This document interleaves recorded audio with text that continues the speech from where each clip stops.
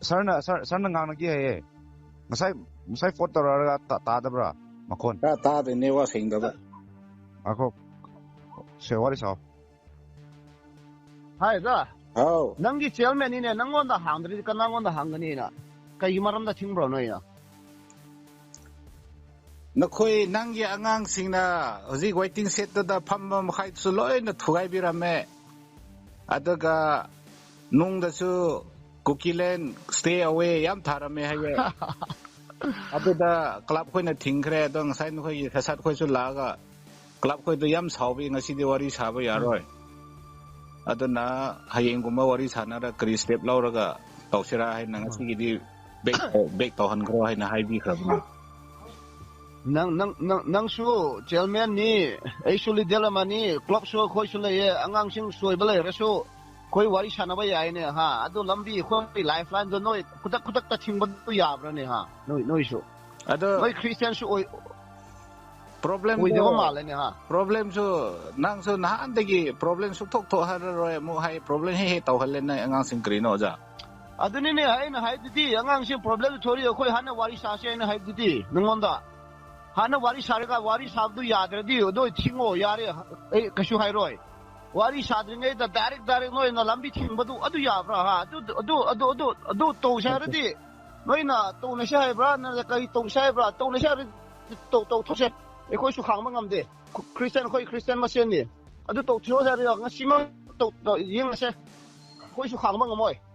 khoi akhoi na tawbro no khoi na tawbro lan bisibo nói chung là khôi post phao cặp em mi lại Jeff lo khôi lại ado khôi na suy phao cái số tàu đấy cái số hay đấy tụi mình là khôi quá là khang ấy ado nam lambi da su li sing tara su chango ado khát ra angang sing chukai bi do noi khôi lambi do direct ching bây giờ ra khôi đi wari sa ro wari sa bây giờ đấy đôi ching rồi đấy cái nó nói direct smai tàu cái gì khôi su mi khôi na thing abne ne ado na nang su hai ro ne khôi da ado hayeng hai bro to ne sare ne hu mak to se ai am talak ke no me khak tamina te ko no khak khulai pai bana te ko to sare ti to na se riang se noi le bangam rangam dar ba ying se no no kai khulai pai ba mesen di khulai pai ba mesen wari sana wo hui lambi thing ba se khulai pai ba mi na te no khoi khun mi na thing ba ni ena no noi ko da ka ya ra ena smai ngang gra ena akhoi idi noi na thugai biram gi kri maram thugai no adu hayeng wari sa se hai kre sa adu hero ne engon da hero ne adu ang si tu bai no sign toro si toro hero adu hana wari sa se wari san ma ya dra di noi thing ha yare kai so hai da direct mi lak pa du lambi da thinge are yar noi dumai to bu ya bra dumai na dia hai no da ja no khoi hai ga ni na hai ai khang ma ngoi ai su mi ni ai khang ma ngoi ai iriang se ai kaya ma nu si bra ina ha akhoi irina no khoi da kri ta are yar pare thamo to na se yeng na se pare ma ready to ro kam na se iriang si ngasi loi me thara ne noi ngam da ba yeng se dumai to ra no ado gumba no khoi akhoi da di civil da di hai rak no no khoi meseng ngang no hai ra ni lambi thing ba noi na tra lambi thing ba do je fai bra noi na tra akhoi da underground ado gumba gi akhoi laite ado gumba da palak no angon da panmana te nangon na kaya ra request bra ha no khoi karam ma mi oi bra noi christian oi ba na tra soi ba se ai ro nang ro ja soi bu do ai ni soi bu no wari soi ba mi na angon da dumai sau ba kri no ha nei ngon wari saro wari sa ba ya da di khimo lambi do nongon da saga da bi ai nang pare no ready to ro yeng na se ai di kami na te ko ai sa sat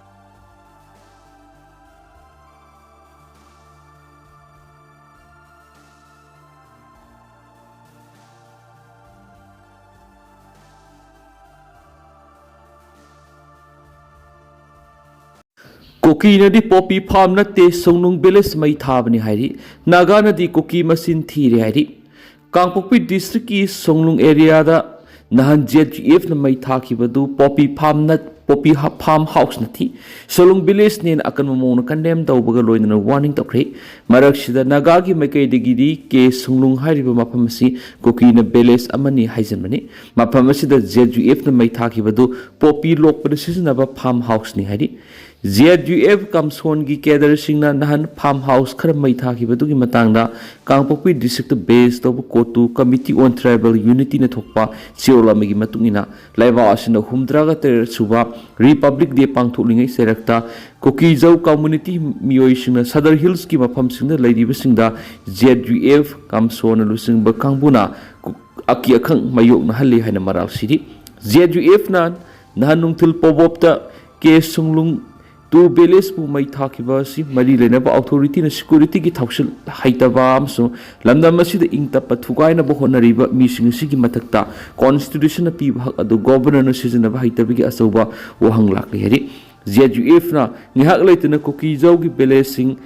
langjol loibol kholen amasung kharam wifi amasung ke sunglung tu da sop target ni khalaga threat tawduna lakli hauzik ti government na khudakta ZUF faction asina poppy thaba thingbagi mamingda kokijau miyamna kihanba amasung tathi tawena tawba sigidama government na ZUF faction asigi mathakta khudakti action lokhatpa matam hoire matam sangna hariba faction asigi mathakta government na thabak lokhatpa ngamdaba asina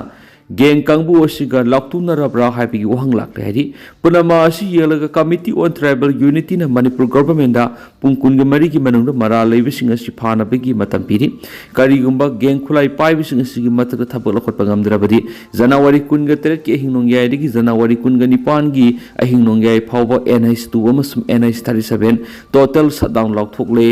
masida tholakpa apapati ki responsible adu committee asina lawru hari marak sida KAPDC Kangsup Area Protection and Development Committee na thokpa sirola magi matung ina nan ZUF Kamson group na ke sunglung tu da satakhiba thawa duda mi leinaba yumanga amasum saka mari pamna gari ma mai tharam lahiri mafam adura leiramba belesing mitpun sinbaga loidana makhoi gi mobile phone sing monbiki asiguma thawdo si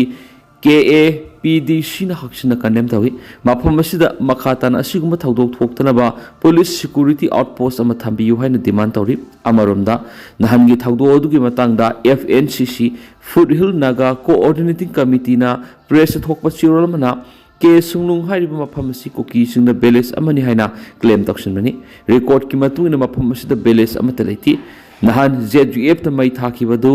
wapong inthan gi manakta leiba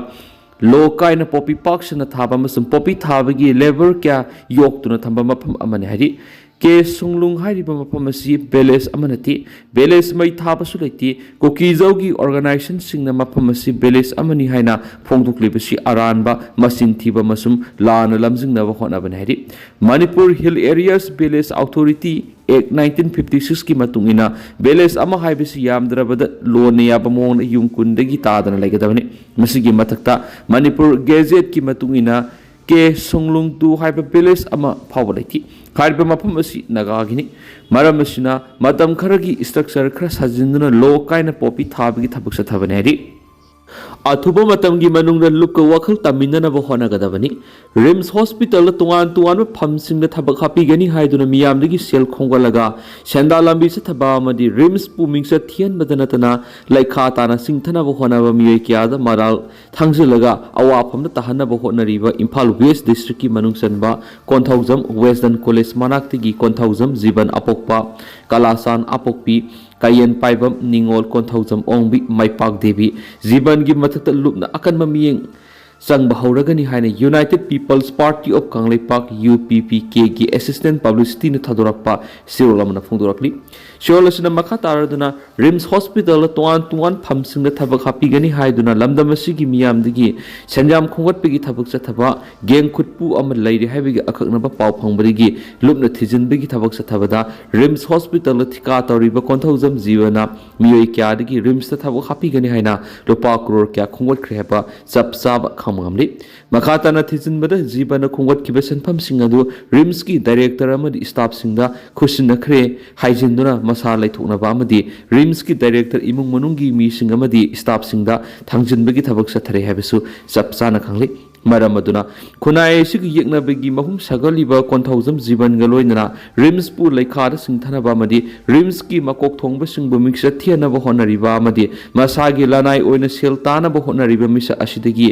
ꯂꯥꯞꯊꯣꯛꯅꯅꯕꯁꯨ ꯈꯪꯍꯜꯂꯛꯂꯤ ꯑꯊꯨꯕ ꯃꯇꯝꯒꯤ ꯃꯅꯨꯡꯗ ꯀꯣꯟꯊꯧꯖꯝ ꯖꯤꯕꯟꯅ ꯃꯁꯥꯒꯤ ꯃꯔꯥꯜ ꯂꯩꯕꯥꯛ ꯃꯤꯌꯥꯝꯅ ꯁꯦꯡꯗꯣꯛꯄꯒ ꯂꯣꯏꯅꯅ ꯔꯤꯝꯁ ꯑꯣꯊꯣꯔꯤꯇꯤꯒꯤ ꯃꯥꯏꯀꯩꯗꯒꯤ ꯁꯦꯡꯗꯣꯛꯀꯗꯕꯅꯤ ꯀꯣꯟꯊꯧꯖꯝ ꯖꯤꯕꯟꯅ ꯊꯕꯛ ꯍꯥꯞꯄꯤꯒꯅꯤ ꯍꯥꯏꯗꯨꯅ ꯁꯦꯜ ꯈꯣꯝꯒꯠꯄ ꯑꯃꯗꯤ ꯔꯤꯝꯁꯀꯤ ꯃꯀꯣꯛ ꯊꯣꯡꯕ ꯑꯣꯐꯤꯁꯤꯌꯦꯜꯁꯤꯡꯗ ꯃꯈꯜ ꯃꯈꯥ ꯀꯌꯥꯒꯤ ꯂꯂꯣꯟ ꯆꯠꯊꯕꯗ ꯆꯥꯎꯅ ꯃꯇꯦꯡ ꯄꯥꯡꯂꯤꯕ ꯀꯛꯆꯤꯡꯗꯒꯤ ꯕꯛꯇꯒꯤ ꯂꯣꯏꯅꯕꯤ ꯔꯤꯅꯥ ꯔꯤꯝꯁ ꯀ꯭ꯋꯥꯇꯔ ꯅꯝꯕꯔ 41 ꯇꯥꯏꯞ 2 ꯑꯃꯗꯤ ꯔꯤꯝꯁꯇ ꯊꯕꯛ ꯇꯧꯔꯤꯕꯤ ꯀꯣꯟꯊꯧꯖꯝ ꯖꯤꯕꯟꯒꯤ ꯂꯣꯏꯅꯕꯤ ꯑꯅꯤꯕꯨ ꯃꯈꯣꯏ ꯊꯥꯡꯖꯤꯜꯂꯤꯕ ꯈꯣꯡꯊꯥꯡꯁꯤꯡ ꯑꯗꯨ ꯍꯟꯗꯣꯛꯄꯒ ꯂꯣꯏꯅꯅ ꯑꯊꯨꯕ ꯃꯇꯝꯒꯤ ꯃꯅꯨꯡꯗ ꯂꯨꯞꯀ ꯋꯥꯈꯜ ꯇꯥꯃꯤꯟꯅꯅꯕ ꯍꯣꯠꯅꯒꯗꯕꯅꯤ ꯍꯥꯏꯕ ꯋꯥꯐꯝꯁꯨ ꯊꯝꯂꯛꯂꯤ ꯃꯗꯨ ꯅꯠꯇ꯭ꯔꯕꯗꯤ ꯃꯈꯣꯏꯅ ꯇꯧꯔꯤꯕ ꯃꯔꯥꯜꯁꯤꯡ ꯑꯗꯨ ꯔꯤꯝꯁ ꯑꯣꯊꯣꯔꯤꯇꯤꯗ ꯈꯪꯍꯟꯕꯒ ꯂꯣꯏꯅꯅ ꯂꯨꯞꯅ ꯂꯧꯔꯛꯄ ꯐꯤꯔꯦꯞꯇ ꯃꯁꯥꯅ ꯌꯥꯅ ꯂꯧꯖꯒꯗꯕꯅꯤ ꯍꯥꯏꯕ ꯋꯥꯐꯝꯁꯤꯡ ꯐꯣꯡꯗꯣꯔꯛꯂꯤ ꯕꯦꯡꯒꯜꯗ ꯃꯩ ꯆꯥꯛꯄꯒꯤ ꯊꯧꯗꯣꯛꯇ ꯃꯤꯑꯣꯏ 9 ꯁꯤꯈ꯭ꯔꯤ ꯋꯦꯁ ꯕꯦꯡꯒꯜꯒꯤ ꯁꯥꯎꯠ 24 ꯄꯔꯒꯅꯥꯁ ꯗꯤꯁꯇ꯭ꯔꯤꯛꯇ ꯊꯪꯅꯅ ꯂꯩꯕ ꯒꯣꯗꯥꯎꯟ ꯑꯅꯤ ꯆꯥꯎꯅ ꯃꯩ ꯆꯥꯛꯂꯛꯄꯗꯒꯤ ꯌꯥꯝꯗ꯭ꯔꯕꯗ ꯃꯤꯑꯣꯏ 9 ꯁꯤꯈ꯭ꯔꯦ ꯑꯃꯁꯨꯡ ꯑꯇꯣꯞꯄ ꯀꯌꯥ ꯑꯃꯅ ꯃꯐꯝ ꯈꯪꯗꯅ ꯂꯩꯔꯤ ꯍꯥꯏꯅ ꯄꯨꯂꯤꯁꯅ ꯐꯣꯡꯗꯣꯛꯈ꯭ꯔꯤ ꯁꯦꯅꯤꯌꯔ ꯄꯨꯂꯤꯁ ꯑꯣꯐꯤꯁꯔ ꯑꯃꯅ ꯐꯣꯡꯗꯣꯛꯄꯒꯤ ꯃꯇꯨꯡ ꯏꯟꯅ ꯊꯧꯗꯣꯛ ꯑꯗꯨ ꯅꯍꯥꯟ ꯁꯥꯎꯠ 24 ꯄꯔꯒꯅꯥꯁ ꯗꯤꯁꯇ꯭ꯔꯤꯛꯀꯤ ꯅꯔꯦꯟꯗ꯭ꯔꯄꯨꯔ ꯄꯨꯂꯤꯁ ꯁ꯭ꯇꯦꯁꯟꯒꯤ ꯃꯅꯨꯡꯆꯟꯅ ꯂꯩꯕ ꯅꯖꯤꯔꯥꯕꯥꯗ ꯑꯦꯔꯤꯌꯥꯗ ꯊꯣꯛꯈꯤꯕꯅꯤ ꯄꯨꯡ 8 ꯔꯣꯝ ꯆꯨꯞꯅ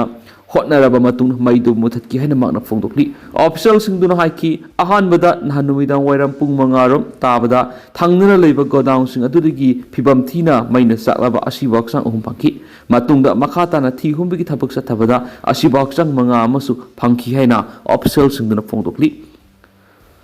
ꯕꯥꯔꯨꯏꯄꯨꯔ ꯄꯨꯂꯤꯁ ꯗꯤꯁꯇ꯭ꯔꯤꯛꯀꯤ SP